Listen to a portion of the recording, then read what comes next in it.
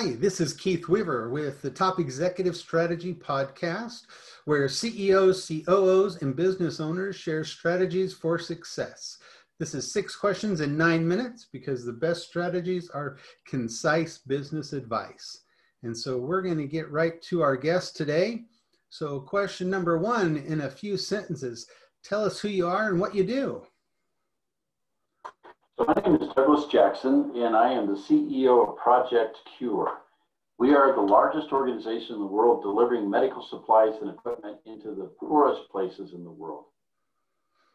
Very, very highly needed service and thing that, probably this time of year or, this year is needed even more than normal. So great to have you on. Absolutely. And great to have an organization like that around.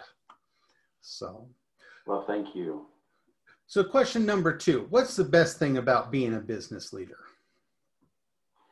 What I love about it is this idea that you can actually get in and change history. And that's certainly true for what we do at Project Cure, because we're going into communities where, people, half the world's population lives on about $5 a day or less.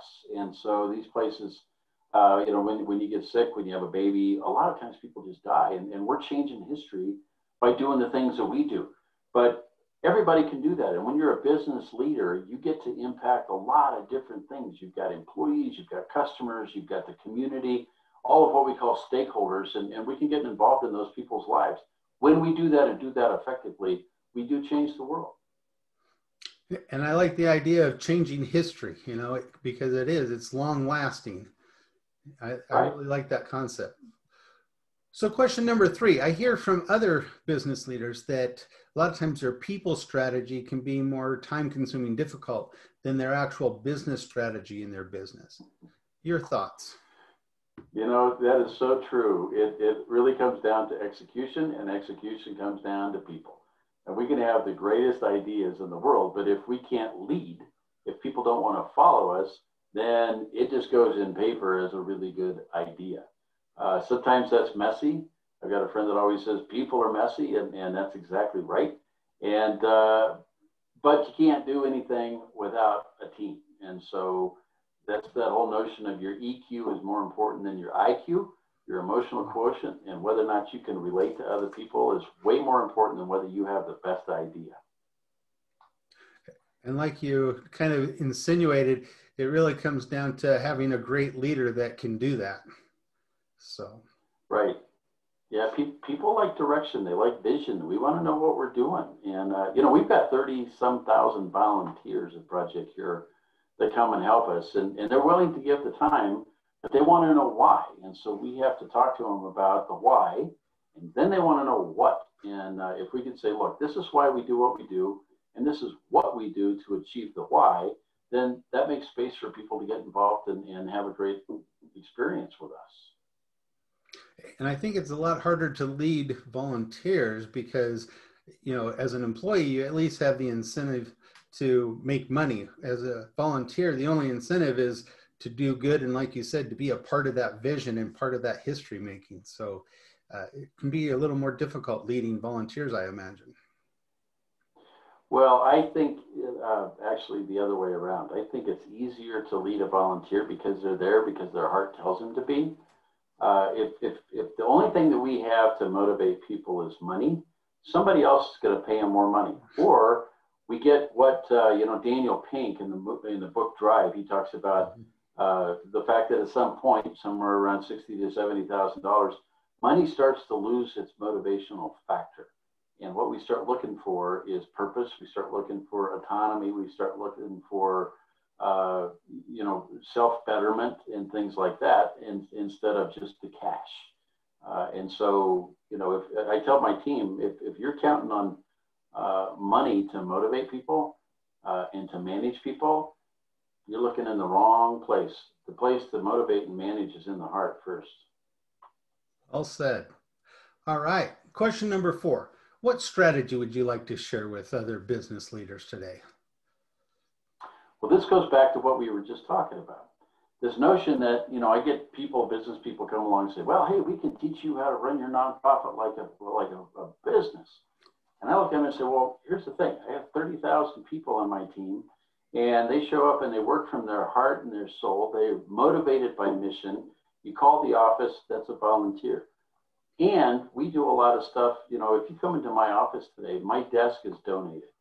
The stuff on my walls are gifts from places I've traveled. Our conference room is beautiful, and it was all donated. And I look at that and I said, well, how about this? How about if we start teaching you how to run your business like a nonprofit? What if we started with the heart motivation of all your employees? What if we started with the purpose? And then we started focusing on people, and we ended up driving passion out of that. Because when you have those three things come together, your purpose, your people, your passion, what happens is and for all of us at Project Cure, I mean, this is what we live on. If we get away from our purpose very far, folks stop showing up. Mm-hmm. And so, you know, what is your business today? Figure out what motivates your people intrinsically. You don't need to worry about so much of the external motivations, whether it's the carrot with a lot of money or the stick with the threat to fire somebody. Let's get into the heart and then make sure that our purposes are aligned. That's a great strategy, and something that, like you said, a lot of businesses could benefit from incorporating into what they're doing.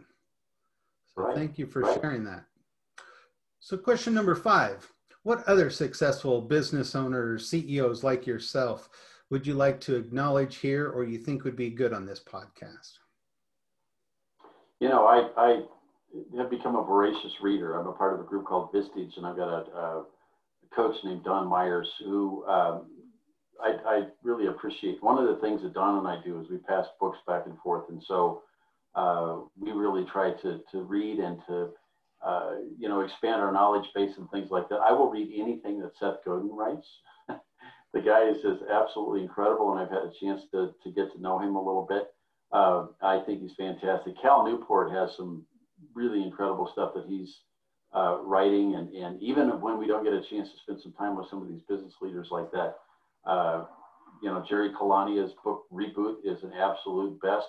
And one of the things that we did at Project Cure that makes it really unique is I implemented the entire OKR strategy, which for a nonprofit is like, whoa, what do you mean we're going to measure by the numbers? And that John Doerr book, Measure What Matters, has been absolutely transformative in our organization. And all of those guys, I love everything that they write. Well, and the whole concept that you're expressing is always learning. And like you said, even if you can't talk to some business leaders, reading the stuff that they've written, you can glean stuff from them that way as well. And always be striving to improve. That's a great goal. My coach told me one time, he said, Doug, the $100,000 guy doesn't get to be the $100 million guy, Zuckerberg notwithstanding. And he said, it's because we get in a rut. We think, oh, well, I'm the startup CEO, or I'm the scale CEO, or I'm the seller CEO. And it's because we have this sweet spot, and then we just never bother to learn how to get out of the sweet spot to go on to the next level. And so when you really decide, hey, I'm going to change things, starting with myself first, a lot of good things happen out of that. The comfort zone can be a slow death or a fast death, but it's going to be a death eventually. Either way, right? Exactly. Yeah. So just a final fun question. Question number 6. Tell me about your favorite past boss. Well, I would say that it is not really a boss. My dad was the one who started Project Cure, and I had the opportunity to work with him. He's still here. He's writing. But he's up in his house up in the mountains. But I got to work with my dad, and it was really an unbelievable experience for a kid to get to work with a guy that was a man of integrity. He was generous. He was smart. He worked hard. He went to almost all the countries in the world on his travels all over, and it was just probably the gift of a lifetime. That's really cool. Someone that you can definitely look up to, not only on the personal side, but the business side as well, it sounds like. So. Absolutely. Yeah, he's an amazing guy. Well, it has been great having you on and hearing your advice and getting some information from you. Really appreciate that. Before we go, can you tell people how they can maybe get a hold of you or reach out to you? Sure. They can email me directly at douglasjackson@projectcure.org. Our website, projectcure.org, has a ton of information. I'm on LinkedIn, I'm on Facebook, Douglas Jackson, the Project Cure, and I'd love to hear from you. And again, we appreciate you taking time to be on. And this is Keith Weaver with the Top Executive Strategy Podcast. And for more insights, you can follow us on LinkedIn or at Weaver Business Coaching, or listen to us on your favorite podcast platform. And we wish you the best success. Thanks, Keith.